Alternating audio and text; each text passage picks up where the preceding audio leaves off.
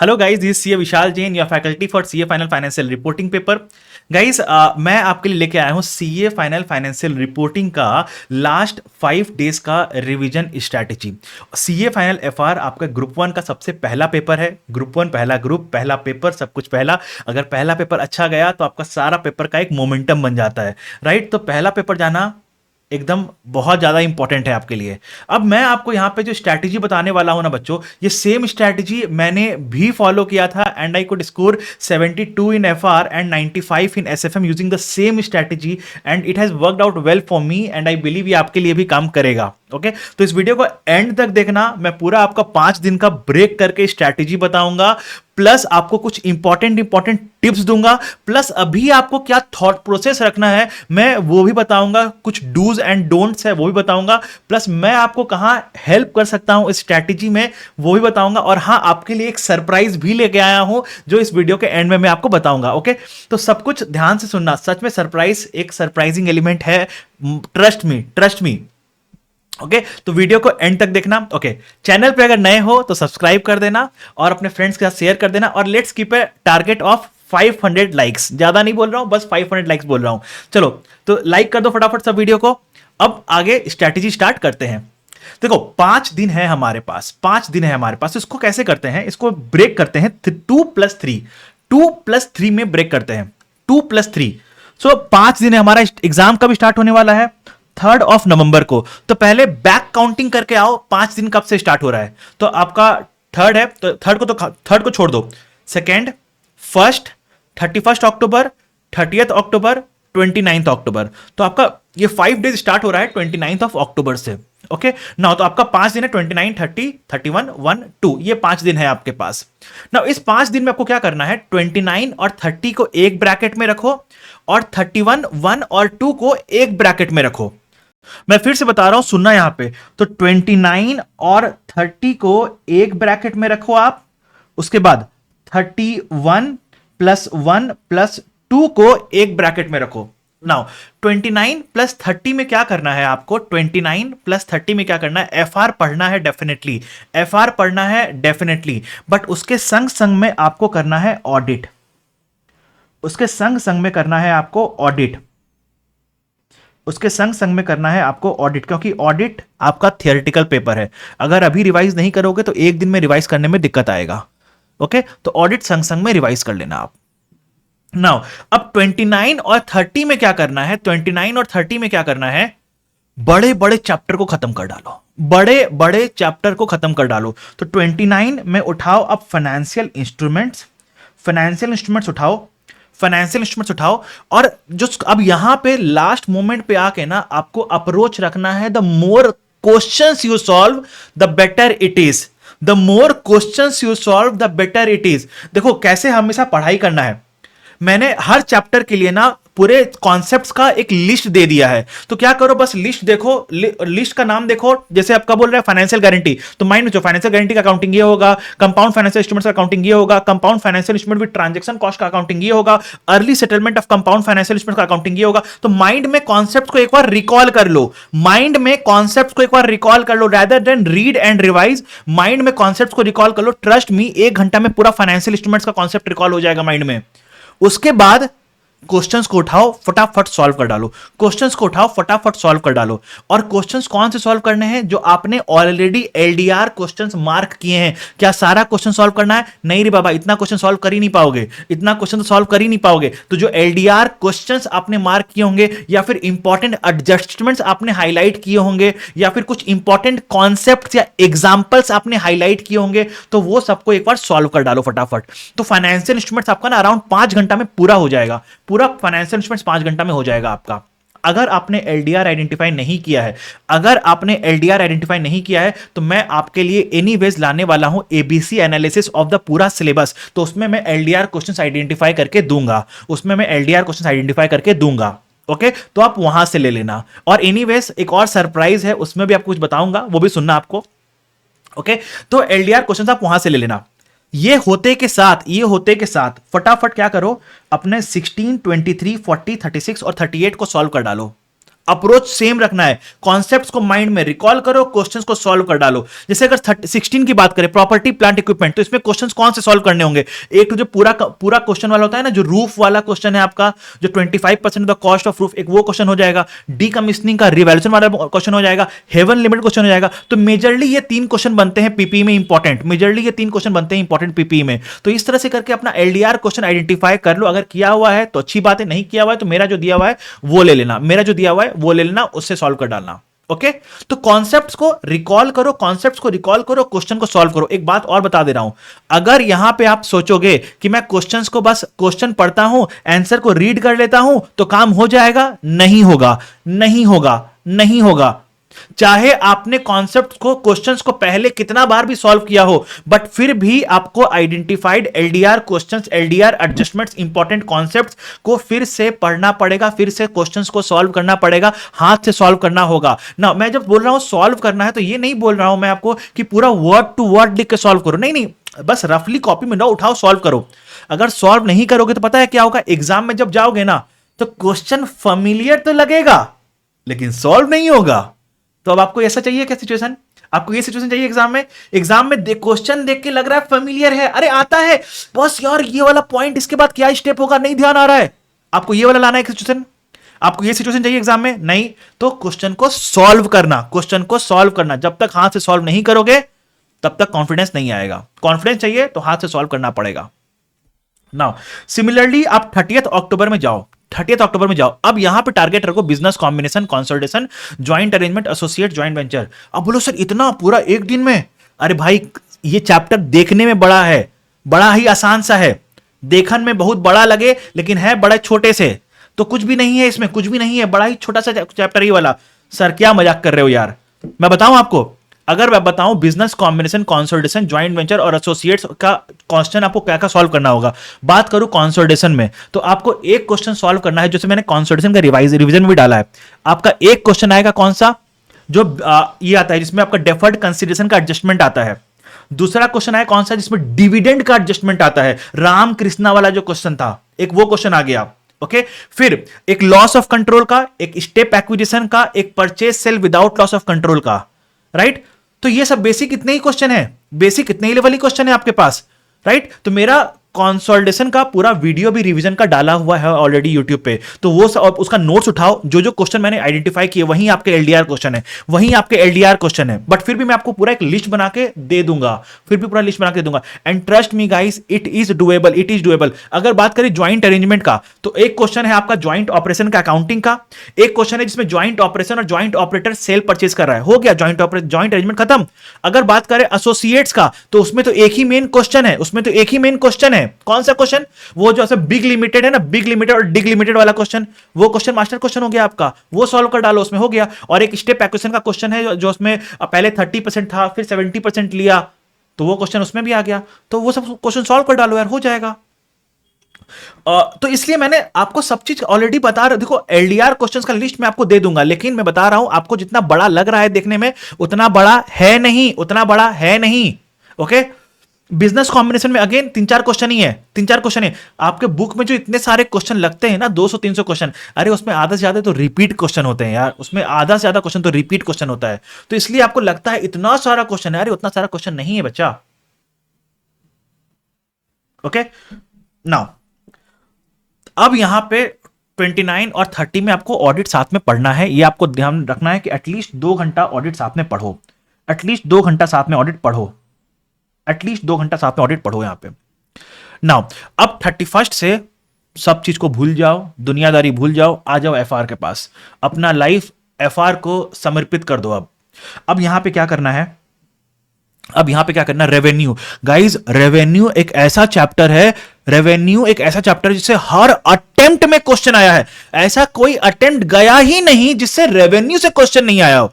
तो रेवेन्यू से रिस्क नहीं लेने का बाबा, रेवेन्यू से रिस्क नहीं लेने का। Revenue is very important chapter. Okay तो रेवेन्यू करो, सबसे पहले आप यहां करो रेवेन्यू। अब पता है ऐसे क्या होगा, आपको कॉन्फिडेंस क्या आएगा मन में, पता है आपके मन में कॉन्फिडेंस क्या आएगा पता है? कॉन्फिडेंस ये आएगा कि यार मेरा ना 3 बड़ा बड़ा चैप्टर जिससे एग्जाम में फॉर श्योर क्वेश्चन आएगा, वो हो गया है, वो हो गया है मेरा, ठीक है। लीजेस से भी क्वेश्चन आता है, लेकिन कभी आता है कभी नहीं आता है, कभी आता है कभी नहीं आता है, ठीक है। लेकिन हाँ आता है, आइडियली आता है, लेकिन कभी कभी स्किप भी कर देता है, कभी कभी स्किप भी कर देता है। नाउ 31 अक्टूबर में क्या करना है आपको, revenue, share based payments, employ benefits, earning per share. आप फटाफट ये कर डालो।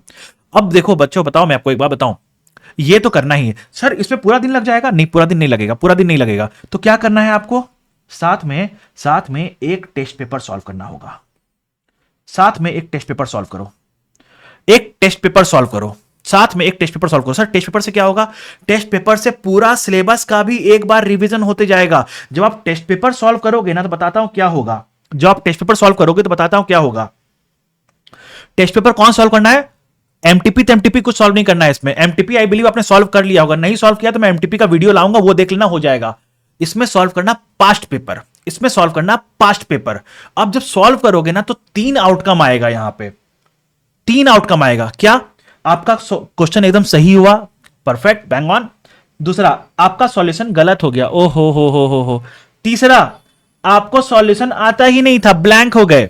तो जो सॉल्यूशन सही हो गया उसको तो निकालो, जो सॉल्यूशन गलत हो गया या फिर आपका नहीं आता था, आपने सॉल्व नहीं कर पाए उसको, तो क्या करो, इसको क्या करो आप, इसको क्या करो आप, इसको फटाक से इसका कॉन्सेप्ट को पढ़ो, इसके पास इसका कॉन्सेप्ट को पढ़ो। सजेस्टेड आंसर आपके पास है, अगर नहीं है तो मैंने लास्ट 5 अटेम्प्ट के पास्ट पेपर का वीडियो बना के डाल दिया है यूट्यूब पे, तो वहां से देख लो उसको, ओके।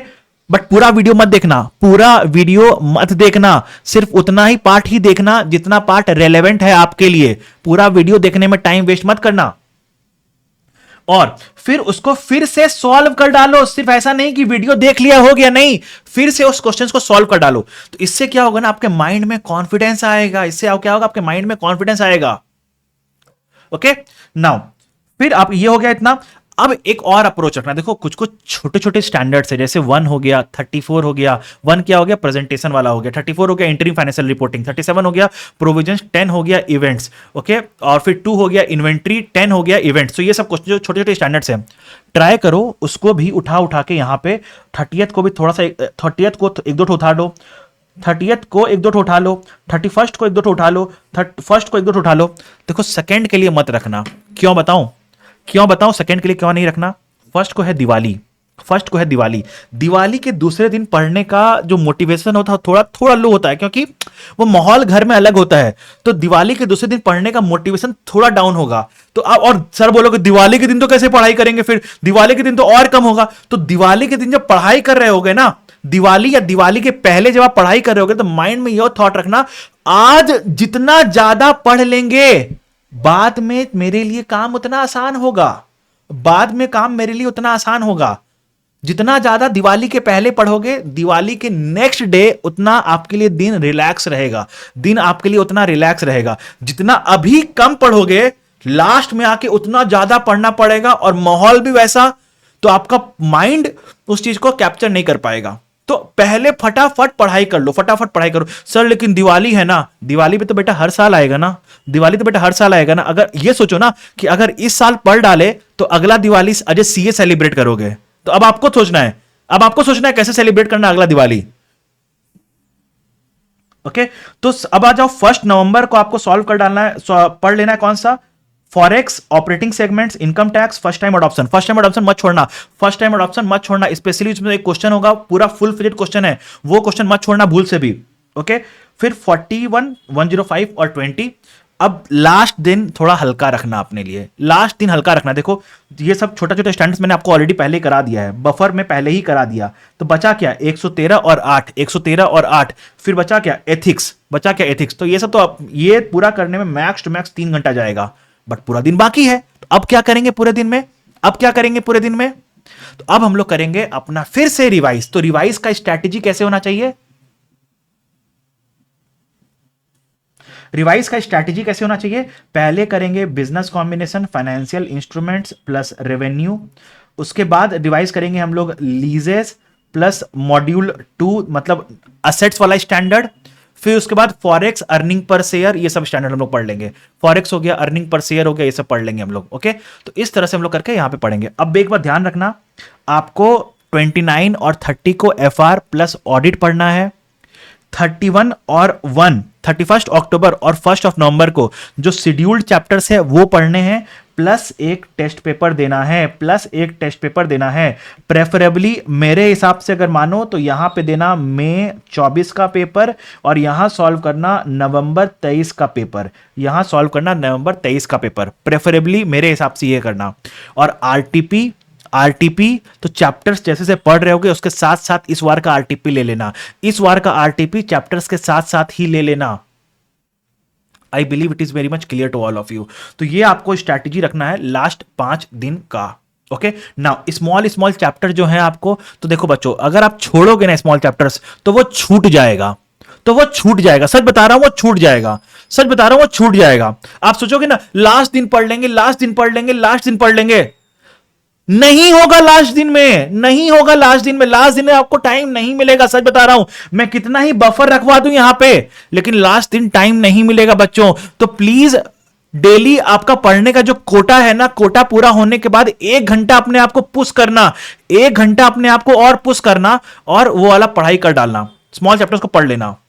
ओके नाउ आपको अब करना क्या है, यहां पे समझो बात को।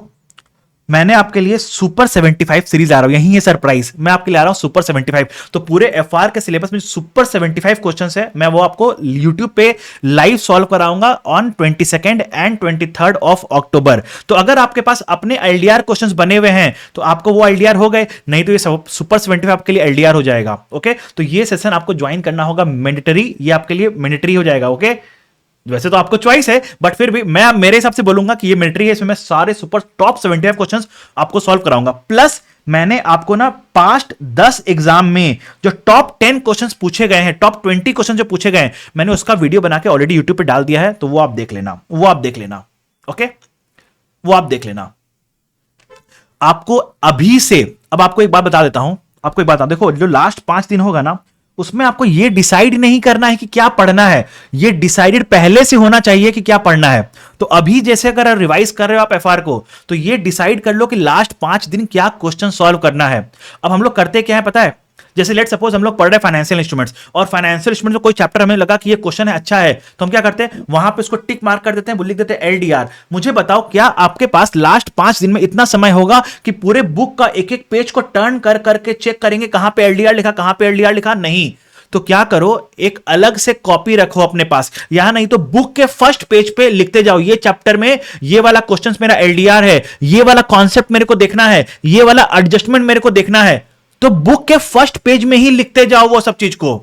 ओके जब उस 5 दिन में पढ़ रहे होगे ना, जब उस 5 दिन में रिवाइज कर रहे होगे ना, तो सेम वहां पे भी वही करना। आप देखना जो 3 नवंबर को आपको जो पढ़ना है, एग्जाम के पहले 2 बजे आपका एग्जाम होता है, 11 बजे तक तो पढ़ाई करोगे ना, तो 11 बजे तक जो आपको पढ़ाई करना है उसमें क्या क्या चीज देख के जाना है वो एक जगह लिख के रखना, क्योंकि उस दिन आपके पास इतना टाइम नहीं होगा कि आप पूरा एक एक पेज टर्न कर करके चेक कर रहे हो कि क्या देखना है क्या नहीं देखना। तो एक जगह सब कुछ लिख के रखना कि ये देखना है, ये देखना है, ये देखना है, ये देखना है, ये देखना है, जैसे से देखते जाओ, टिक मारते जाना, हो गया, डन।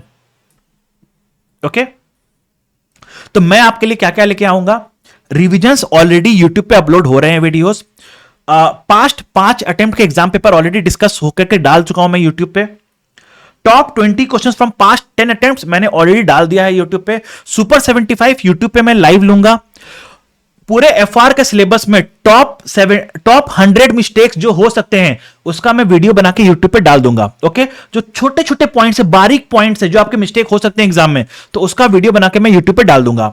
एक कॉन्सेप्ट है ओसीआई रिजर्व, ये बहुत इंपॉर्टेंट कॉन्सेप्ट है, इससे क्वेश्चन आपको मई 24 के आरटीपी में भी आया हुआ है, पास्ट एग्जाम में भी 1-2 बार क्वेश्चन आया हुआ है। तो ओसीआई रिजर्व से क्वेश्चन आया हुआ है। तो बच्चों प्लीज मैंने इसका एक वीडियो बना दिया है जिसमें मैं अपने पूरे कॉन्सेप्ट को डिस्कस किया है, और जो क्वेश्चन आपके आईसीआई पूछ रहा है पास्ट पेपर में या आरटीपी में, मैंने वो क्वेश्चन भी डिस्कस कर दिया है। तो प्लीज इसको देख लेना, बहुत बहुत बहुत बहुत इंपॉर्टेंट है ये वाला। प्लस अब बच्चों आपको डर रहता है थ्योरी के लिए, तो मैंने क्या किया है, थ्योरी का पूरा एक वीडियो बना दिया, मतलब पास्ट 5 एग्जाम में आईसीआई आपसे क्या क्या थ्योरी का क्वेश्चन पूछा है, तो मैंने पूरा कॉन्सेप्ट समझाया उन थ्योरी का, और फिर उसका एक जो क्वेश्चंस पूछे हैं वो क्वेश्चंस को भी डिस्कस कर दिया मैंने आपके साथ। ओके तो ये वाला थ्योरी वाला वीडियो मेरे चैनल पे ऑलरेडी अपलोड हो गया है, तो ये भी आप लोग देख लेना। ओके, जनरल टिप्स मैं अगर आपको देना चाहूं, please disconnect with negative people. अपने दोस्तों से जो बोलते हैं ना, मेरा इतना हो गया, मेरा इतना हो गया, मेरा इतना हो गया, ना आपको बताना है ना आपको सुनना है। कंसिस्टेंसी से पढ़ते जाओ, कंसिस्टेंसी से पढ़ो, अभी भी आपके पास टाइम है।